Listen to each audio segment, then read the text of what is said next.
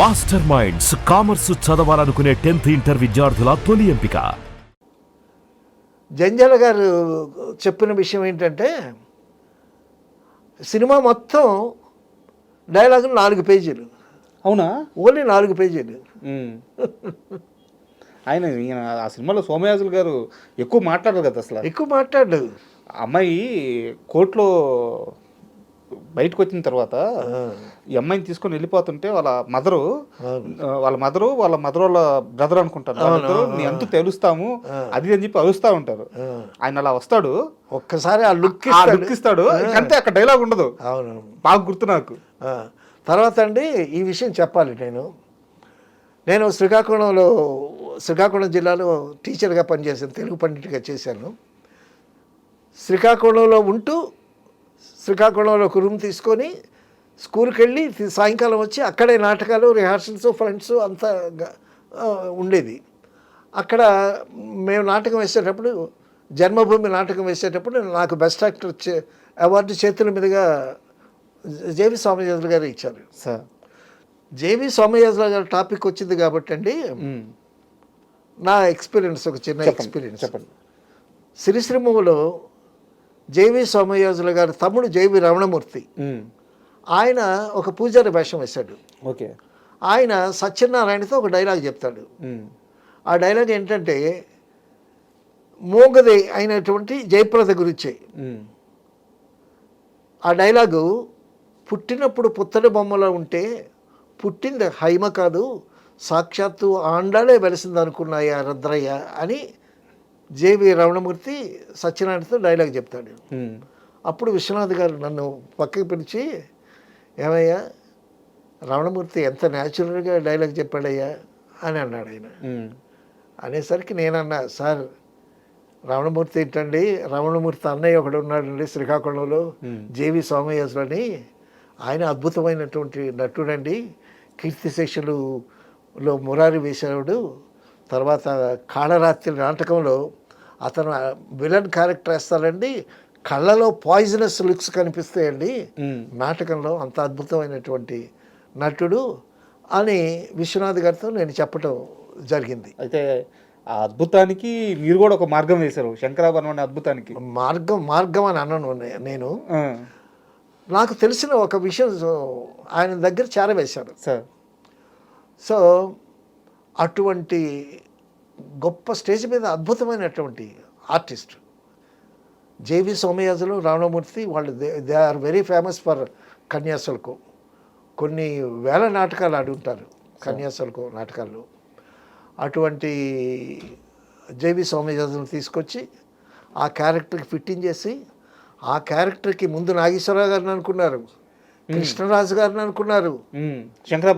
శంకరాభరణానికి కృష్ణరాజు గారు అన్నాడు, ఏమండి నేను వేసే వేషానికి ఈ వేషానికి కుదరదు, నన్ను ఆడియన్స్ రిసీవ్ చేసుకోరు ఆ వేషంలో. కరెక్ట్, ఆయన చాలా ఫ్రాంక్గా చెప్పాడు ఆయన. అవును. అలాగే అనుకుని తర్వాత అండి ఒక క్యారెక్టరు డెస్టినీ అండి, ఒక మంచి క్యారెక్టరు ఎవరిని భరించాలో వాడినే భరిస్తుంది. ఏంటండి JV Somayajulu overnight he became a star. Gummadi garu ఏమన్నారు తెలుసా జేవి సోమయాజుల్ని, ఏమండి ఇన్నేళ్ల బట్టి మేము సంపాదించినటువంటి పేరు మీరు ఒక్క సినిమాతో సంపాదించారండి అని అన్నారు. సినిమా అటువంటిది ఆయన యాక్టింగ్ కానీ. తర్వాత వాళ్ళ ఇంట్లో జేవి సోమయాజులు గారు, వాళ్ళ 4 బ్రదర్స్ అండి. జేవి సోమయాజుల పెద్దాడు, రమణమూర్తి, శ్రీరామూర్తి, మరొక 4 బ్రదర్స్. సో శంకరాభరణం రిలీజ్ అయిన తర్వాత ఇంట్లో డిస్కషన్, వాళ్ళ మదరు ఏమని రమణమూర్తితో, ఒరే రమణ, ఈ సోమయాజులు నటించిందే ఉంది అందులో, ఇంట్లో ఎట్లా ఉంటాడో అట్లాగే సీరియస్గా ఉన్నాడు రా, అంతే కదా. అంటే ఆ క్యారెక్టర్కి ఆ వ్యక్తి తాలూకు నైజం కూడా పనిచేస్తుంది. తర్వాత అండి ఒక అద్భుతమైనటువంటి సన్నివేశం, అఖిలాండేశ్వరి బ్రహ్మాండేశ్వరి ఆ, ఆ, అని ఒక పాట ఉంటుంది సప్తపది సినిమాలు. సార్ అందులో లాస్ట్ లైన్లో ఆ గౌరీ అని వస్తుంది. ఆ హీరోయిన్ పేరు కూడా గౌరీ అనుకుంటా నేను. తర్వాత ఈ డ్యాన్స్ జరిగేటప్పుడు జేవి సోమయాజులు కుర్చీలో కూర్చుంటాడు, కిందనేమో రామమూర్తి మనవడు కూర్చుంటాడు. సో ఆ గౌరీ అనేటప్పుడు జేవి సోమయాజులు గారు ఈ మనవడి మీద ఒక లుక్ వేస్తాడండి. చాలా ఫార్ ఫెచింగ్ కనెక్షన్ అది, బాగా చూస్తేనే. అంటే ఆ అమ్మాయికి వీడి పేరు గౌరీనాథ శాస్త్రి, మనవడి పేరు గౌరీనాథ శాస్త్రి. సో పాలయబాం గౌరీ అని పాడుతుంది. ఆ గౌరీ అనేటప్పుడు వీడి పేరు గౌరీనాథ శాస్త్రి కదా. జేవి సోమయాజులు ఇలాగ ఒక్కసారి చిన్న లుక్ వేస్తాడు. మరి అది విశ్వనాథ్ గారు అనుకుని చేశారో, డెఫినెట్గా అనుకునే చేస్తుంటాడు ఆయన. విశ్వనాథ్ గారు అండి ఏ ఆర్టిస్ట్ని వదిలిపెట్టాడు, ఇలా తడిగొడ్డు పిండినట్టు పిండుతాడు. అందుకే కదా సార్ అటువంటి పెద్ద పెద్ద కళాకారులు. విశ్వనాథ్ గారు సెట్ మీద ఉండేటప్పుడు అండి ప్రతి ఆర్టిస్టు డైలాగు ఈయన ఓన్ చేసుకుంటాడు. ముందు ఓన్ చేసుకుని తర్వాత బిజినెస్, ఊరికే డైలాగ్ చెప్తే కాదు కదా, ఇటు వెళ్ళి అక్కడేదో తీసుకొని అక్కడేదో పని చేస్తూ బిజినెస్ బాగా చేస్తాడు ఆయన. సో అది పర్ఫెక్ట్గా వచ్చేంత వరకు వదిలిపెట్టాడు, ఎవరిని వదిలిపెట్టాడు. పెద్ద హీరో కాదు, చిన్న హీరో కాదు. అయితే ఆయన సెట్లో ఉండేటప్పుడు ఒక ఫైర్ ఉంటుంది ఆయన చుట్టూ, విశ్వనాథ్ గారి చుట్టూ ఒక ఫైర్ ఉంటుంది. ఆ ఫైర్ దాటి లోపలికి ఎవ్వడూ వెళ్ళలేడు. Pin drop silence.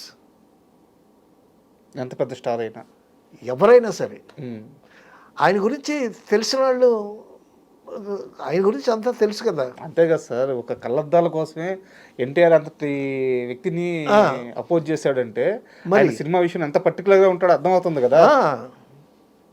తర్వాత గొప్ప విషయం ఏంటంటే ఒక్కడే కూర్చుంటాడు, ఒక్కడే రాసుకుంటాడు, ఒక్కడే తయారు చేస్తాడు కదా. మాకు సీతామహాలక్ష్మి షూటింగ్ అయ్యే స్టోరీ డిస్కషన్స్లో ఈ కథ చెప్పాడండి. శంకరాభరణం లైన్ చెప్పాడు. ఒక సంగీత విద్వాంసుడు ఆ కథలో ఆయన కథ చెప్తే, ఏమి కథ ఇది, ఒక హీరో లేడు, హీరోయిన్ లేదు, ఒక డ్యూయట్ లేదు. మీరు కూడా అదే అనుకున్నారా? డెఫినెట్గా. బట్ ఆయన అర్థం కాదు కదా అప్పుడు. అర్థం అసలు ఆ కథ తీసుకెళ్ళి అప్పుడు ఏడిది నాగేశ్వరరావు కాబట్టి ఆ కథ వినకుండా మీరు ఏది చేస్తే అదే నా సినిమా అని ఒప్పుకున్నాడు కాబట్టి సరిపోయింది. మరొక ప్రొడ్యూసర్ దగ్గరికి శంకరాభరణం కథ తీసుకెళ్తే ఎవడైనా చేస్తాడా ఆ కథ? సార్ ఇప్పుడు శంకరాభరణమే కదా సార్, మీరు చెప్పిన సీతామహాలక్ష్మి కథ కూడా ఆ తరం దాటిపోయిన తర్వాత దాన్ని ఎంతమంది, ఇప్పుడు పెద్దవంశీ గారు సినిమా తీశారు అవును అదే కథతో. దాని తర్వాత ఆర్జీవి తీశాడు రంగీలా, బాలీవుడ్ అదే రంగీలా అదే. మధ్యలో మళ్ళీ ఇప్పుడు మనకి పెద్దవంశీ గారు తీసిన సితారా కానీ తలంబ్రాలు చిన్న టచ్ ఉంటుంది, తలంబ్రాలు సినిమాలో కూడా సేమ్ టచ్ ఉంటుంది. ఇక రంగీలా అయితే సీతామహాలక్ష్మి స్వయంగా వాళ్ళే చెప్పారు ఆ విషయం. సో ఆయన జడ్జిమెంట్ లో ఆయన కథలు ఆ రేంజ్ లో ఉంటాయి. చాలా గొప్ప. విశ్వనాథ్ గారిని అడిగారంట, సార్ మరి ఆర్జీవి మీ సీతామహాలక్ష్మి కాపీ కొట్టి రంగీలా తీసాడు కదా, దీని మీద మీ స్పందన ఏంటనంటే, నా సినిమా కాపీ కొట్టినా అది తన సినిమా లాగా అనిపించుకునే అందంగా తీసాడు అని. Super. He never goes for controversies అండి విశ్వనాథ్ గారు. ఏదన్నా ఎవరితోన్నా కాంట్రవర్సీ ఉంటే ఆయన మనసులోనే పెట్టుకుంటాడు కానీ బయటకు పొక్కడు. He got his own style of doing things అండి. ఒక్కడే చేసుకుంటాడు, ఒక్కడే చేస్తాడు. ఆ విధంగా ఆయన జర్నీ ఏడిది నాగేశ్వరరావు గారితో చక్కగా ముడిపడి ఒక శంకరాభరణం వచ్చిన తర్వాత ఒక సాగర సంగమం వచ్చిందా, ఒక స్వాతిమిత్యం వచ్చిందా, ఒక శుభ సంకల్పం వచ్చిందా, శుభ సంకల్పంతో నటుడుగా కూడా అయిపోయాడు. సో ఒక గొప్ప వ్యక్తి గురించి. సో ఫైనల్గా మనం చెప్పుకోవాల్సింది ఏంటంటే, రామారావు గారు మహానటులు, రామారావు గారు నాగేశ్వరరావు గారు వాళ్ళిద్దరూ ఈయన్ని పక్కకు పెట్టారని చెప్పుకునేదానికన్నా వాళ్ళిద్దరూ ఈయనకి అవకాశాలు ఇవ్వకపోయినందువల్ల ఈయన చిన్న చిన్న సినిమాలు చేసుకుంటూ వటుడు ఇంత ఇంత ఇంత ఎదిగి ఎంతో ఎత్తుకు ఎదిగిపోయి చాలా ఒక తెలుగు సినిమా మీద ఒక గొప్ప ముద్ర వేసి వెళ్ళిపోయాడు ఆయన. బా ఆయన ఎదగడం కాదు సార్, తెలుగు సినిమాను కూడా ఎదిగేలా చేశాడు ఆయన. డెఫినెట్గా ఒక గొప్ప వ్యక్తి గురించి, గొప్ప డైరెక్టర్ గురించి మంచి విషయాలు తెలియజేశారు. నిజంగా చాలా thank you sir. Thank you.